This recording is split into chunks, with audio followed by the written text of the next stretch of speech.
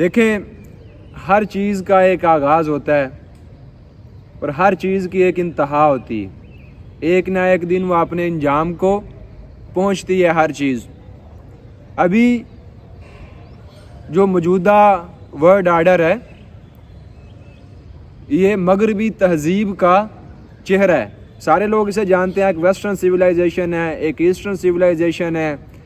Eastern civilisation میں Islamic civilisation بھی ہے اور فار ایسٹرن سویلائزیشن بھی اس میں شامل ہے۔ لیکن ویسٹرن سویلائزیشن اپنا ایک کچھ خاص مزاج رکھتی ہے، کچھ اپنی خاص خصوصیات رکھتی ہے، ان سے مل کر وہ بنتی ہے۔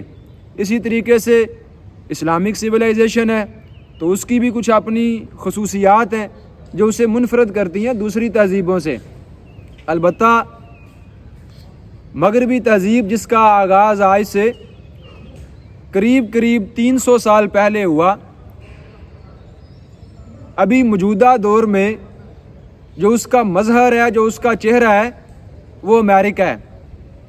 اس سے پہلے بہت بڑی بڑی ریاستیں اس کا چہرہ رہی ہیں، کبھی برطانیہ رہا ہے، کبھی فرانس رہا ہے، کبھی روس بھی رہا ہے، لیکن ابھی موجودہ دور میں جو اس کا چہرہ وہ امریکہ ہے، جس نے دوسری جنگ عظیم کے بعد دنیا میں اپنے آپ کو منوایا اور پھر دنیا نے اس کی سرداری مان لی۔ ہم اکثر بڑی بڑی تہذیبوں کو، بڑے بڑے نظریات کو اور ریاستوں کو ایک دو جملوں میں بیان کرتے ہیں اور باقی ساری چیزیں خود بخود اس کی تشریح کے نیچے آ جاتی ہیں۔ اسی طریقے سے جو مغربی تہذیب ہے وہ خالص حاکمانہ ذہنیت کی تہذیب ہے۔ اس کی بنیاد تحکم پر ہے، مادہ پرستی پر ہے اور نفع پر ہے۔ میں آپ کو اس کی مثال دیتا ہوں۔ آپ نے سنا ہوگا کہ مغرب کے لوگ وہ قانون کی عملداری کو مانتے ہیں، وہ جمہوریت کو مانتے ہیں، انسان کا لحاظ کرتا ہے۔ لیکن آپ نے انہی ملکوں کے بارے میں سنا ہوگا کہ عراق کو انہوں نے تباہ کر دیا۔ مڈل ایسٹ کا جتنا بھی تیل اور ڈیزل کا ذخیرہ تھا اس پر کہیں براہ راست اور کہیں کسی ذریعے سے اپنا قبضہ بٹھا لیا۔ انہی بڑی بڑی جو مہذب ریاستیں ہیں ان کے بارے میں آپ نے سنا ہوگا کہ ہر ملک میں یہ اپنی پراکسیز بٹھاتی ہیں۔ اگر کہیں انہیں حکومت پسند آئے تو ٹھیک، ورنہ اسے تبدیل کرواتی ہیں، اور تبدیل کروانے میں لاکھوں نہیں بلکہ کروڑوں لوگوں کا خون بہاتی ہیں۔ آپ صرف مصر میں دیکھ لیں کہ جب صدر مرسی کی حکومت آئی تو کس طریقے سے اسے بدل دیا گیا۔ اس کی سینکڑوں مثالیں کہ کہیں وہ براہ راست حملے کرتے ہیں، کہیں ذخیرے اور وسائل چھین لیتے ہیں، اور کہیں حکومتیں اپنی مرضی کی لانے کی کوشش کرتے ہیں۔ جو پھر اسکالرز ہیں وہ ادھر یہ سوال اٹھاتے ہیں کہ اگر یہ لوگ اپنے ملک کے اندر اپنی قوم کے لیے اتنے رحم دل ہیں، اتنے مہذب ہیں، تو جب یہ اپنی حدود کراس کرتے ہیں، اپنی ریاستیں کراس کرتے ہیں، تو یہ ساری تہذیب کہاں جاتی ہے، یہ ساری ویلیوز کہاں جاتی ہیں؟ تو پھر یہ سمجھ لگتی ہے کہ اگر انہوں نے اپنی ریاست کے اندر امن قائم کیا ہے، عدل قائم کیا ہے، تو وہ بھی اپنی بہتری اور بڑھوتری کے لیے ہے، تاکہ ہم لوگ مضبوط اور مستحکم اور بہتر ہوں۔ اور اگر یہ باہر لوٹ مار کر رہی ہیں تو اس کی بھی اصل وجہ یہی ہے کہ ہم سروائیو کریں، ہمارا حکم چلے اور ہم ہی بادشاہ رہیں۔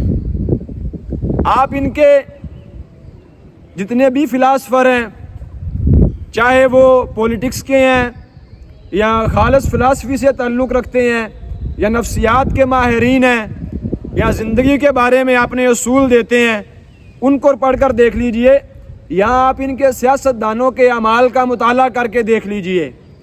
ان کے سارے مفکرین جس چیز کو بنیادی فکر کے طور پر پیش کرتے ہیں وہ نفع اٹھانا ہے، فائدہ اٹھانا ہے، کہ آپ جی رہے ہیں، آپ کو زندگی ملی ہے، لذتیں اٹھائیے، فائدے اٹھائیے، زندگی کو مزید آرام دہ کیجئے۔ یہ آپ کو ہر جگہ ملے گا اور خواہشات کی حکمرانی ملے گی۔ اور اگر آپ ان کے سیاسی جو بڑے ہیں عہدیدار ان کے اعمال دیکھیں گے تو یہی چیز وحشت میں بدل جائے گی, یہی چیز بربریت میں بدل جائے گی. لیکن مغربی تہذیب کا کل سرمایہ جو ہم بیان کر سکتے ہیں وہ یہی ہے. باقی جو ہمارے ہاں کے لبرل یا پھر سیکولر مغربی تہذیب کا جو چہرہ دکھاتے ہیں وہ 3 سے 4% ہے, جس میں امن ہوتا ہے, مساوات ہوتی ہیں. اور آپ جن لوگوں نے یہ تہذیبوں کا مطالعہ کیا ہے, آپ اگر ان علماء کو پڑھ کر دیکھ لیں, جیسے کہ شیخ صفر الحوالی ہیں, وہ یہ چیز بیان کرتے ہیں کہ جو مغربی تہذیب کے بڑے بڑے پروردہ ہیں اور بڑے بڑے سکالر ہیں, انہوں نے اپنے آپ کو مکمل مادیت میں اپنے آپ کو مکمل جھونک دیا, اور اس کے بعد اس سے نکلنا ان کے لیے وہ ان کے بس میں نہیں رہا, وہ اس سے نکل ہی نہیں سکے. اور باقی جتنی اپنی پالیسیز تھی پھر اسی کے تحت بنائی. یہ نیو ورلڈ آرڈر کی وہ تہذیب تھی جو مختلف ریاستوں کے اندر اپنے مظہر کو شو کرتی رہی. میں نے آپ کو بتایا کبھی وہ برطانیہ تھا, کبھی فرانس تھا, کبھی روس تھا, اور ابھی اس کا آخری چہرہ وہ امریکہ ہے.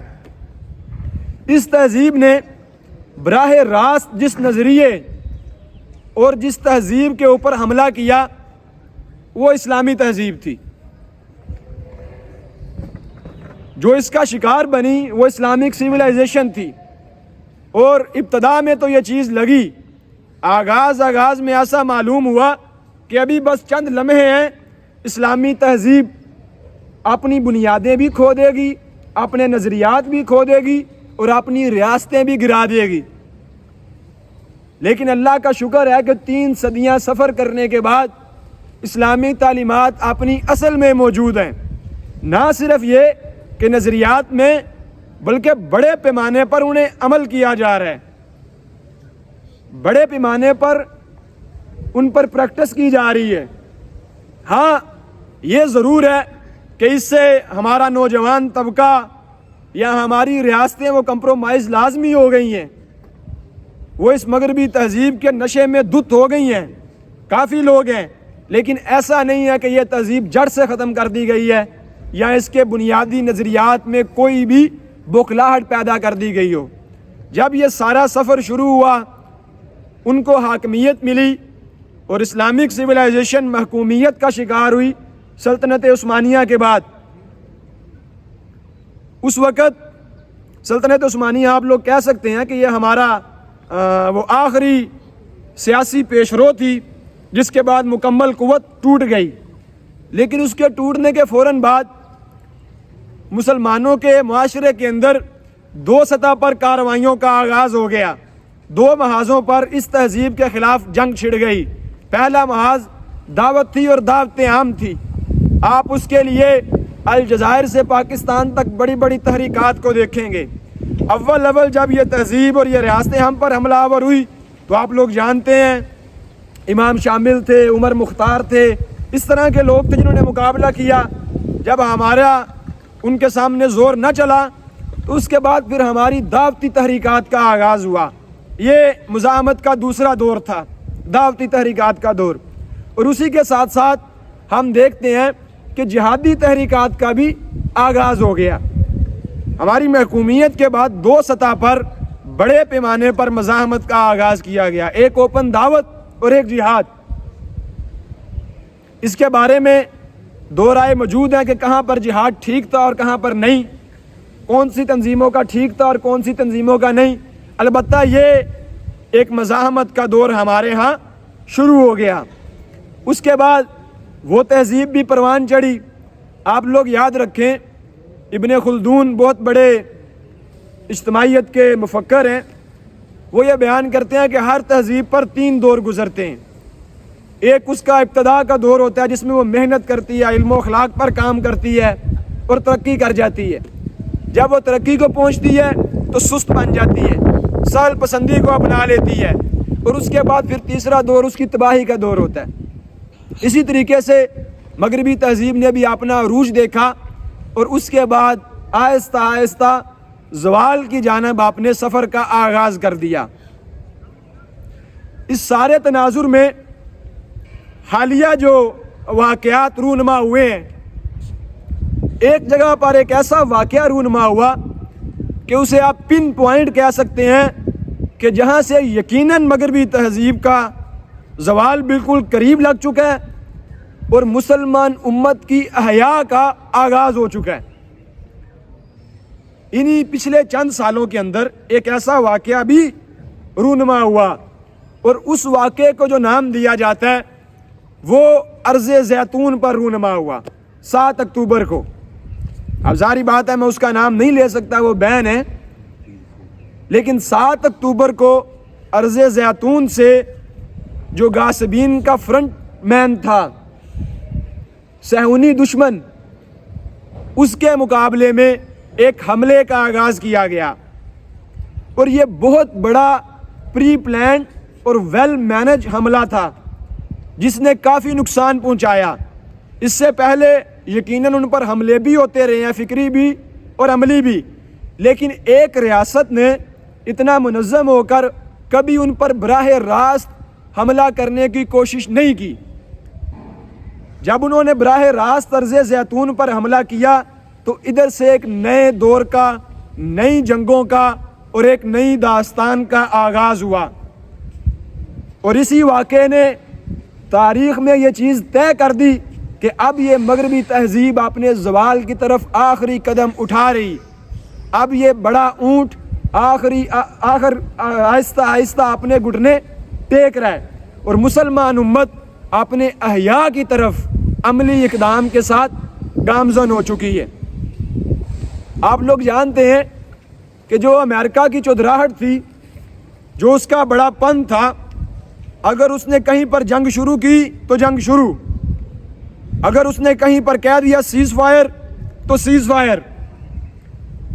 لیکن ابھی صورتحال یہ آن پڑی ہے کہ وہ اپنا وائس پریزیڈنٹ بھیجتے ہیں پاکستان میں مذاکرات کے لیے، لیکن ایرانی لوگ نہیں مانتے. ابھی تازہ ترین صورتحال یہ ہے کہ ٹرمپ نے کچھ بیانات دیے 11-12